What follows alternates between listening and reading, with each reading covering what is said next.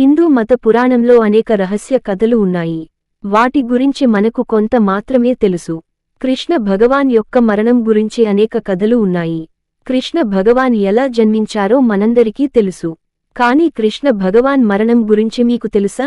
మహాభారతం యుద్ధం తరువాత చివరగా దుర్యోధనుడు చనిపోయిన తర్వాత అతని తల్లి గాంధారి పూర్తిగా వినాశనంను చూసేను. ఆమె మిగిలిన కుమారులను ఓదార్చటానికి యుద్ధభూమికి వెళ్ళెను.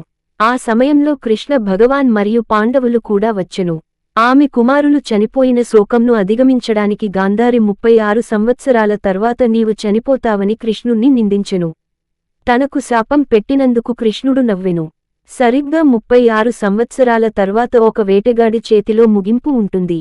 శ్రీకృష్ణుని యొక్క యాదవ వంశం మొత్తం నెమ్మదిగా కనుమరుగవుతుంది. ద్వారక సముద్రంలో మునిగిపోతుంది. కృష్ణ భగవాన్ యొక్క మరణం యొక్క విషాదకరమైన కథను పరిశీలించండి. గాంధారి యొక్క శాపం ఆమె 100 కుమారుల మరణ శోకంను అధిగమించడానికి గాంధారి మొత్తం రక్తపాతంనకు కారణం నీవే అని కృష్ణుణ్ణి నిందించేను. ఆమె కృష్ణునితో నీవు దేవుడవు, నీకు యుద్ధం ఆపే శక్తి ఉందని అనెను. కాని అతను తన కుమారులందరినీ చనిపోయేలా చేసెను. అందువలన గాంధారి యాదవ వంశం కూడా కురు వంశం వలె నాశనం కావాలని కృష్ణుణ్ణి నిందించేను. కృష్ణ రాజ్యంలో అన్నతమ్ములు ఒకరికొకరు చంపుకుంటారని అనెను. అంతేకాక కృష్ణునికి ఒంటరి మరణం సంభవిస్తుంది అని నిందించేను. ద్వారక సముద్రంలో మునిగిపోతుందని అనెను.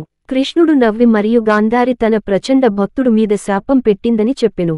ద్వారక మునిగిపోవుట కృష్ణుడు ద్వారకను వదిలి వెళ్లిన తర్వాత ద్వారక నగరం మొత్తం సముద్రంలో కొట్టుకుని పోయి చివరకు అది నీటిలో మునిగిపోయిందని చెప్పబడింది. ద్వారక యొక్క నిజమైన నగరం అరేబియా సముద్రం కింద ఉంది. కృష్ణుడు యొక్క మరణం కృష్ణుని యొక్క పెద్ద సోదరుడు బలరాముడు మరణించిన కొంత సమయానికి కృష్ణుడు అడవిలోకి వెళ్ళెను. ఈ శోకాన్ని అధిగమించటానికి ఒక రోజు కృష్ణ భగవాన్ ఒక చెట్టు కింద విశ్రాంతి తీసుకుంటున్నారు. ఒక వేటగాడు దేవుని యొక్క అడుగులను లోటస్ గుర్తుతో చూసి జంతువు అని పొరపాటు పడెను.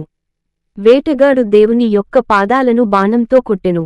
తన తప్పు తెలుసుకోవడంతో వేటగాడు కృష్ణ భగవాన్ వద్దకు వచ్చి క్షమించమని కోరేను. ఈ విధంగా నా గమ్యం నిర్దేశం జరిగినది అని చెప్పెను. అందువలన కృష్ణుడు ద్వారకయుగ అంతంనకు గుర్తుగా భూలోకం వదిలి వెళ్ళెను. వేటగాడు నిజ స్వరూపం పవిత్ర గ్రంథాల ప్రకారం కృష్ణుణ్ణి చంపిన వేటగాడు గత జన్మలో వానర రాజు అయిన వాలి. ఈ పునర్జన్మలో వేటగాడుగా జన్మించెను. కృష్ణుడు తన గత జన్మలో రాముని అవతారంలో సరైన కారణం లేకుండా పొదల చాటు నుండి వాలిని చంపెను.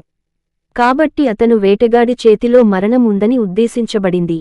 అందువలన దేవుడు కూడా కర్మల బారి నుండి తప్పించుకొనుట సాధ్యం కాదని స్పష్టంగా చెప్పవచ్చు.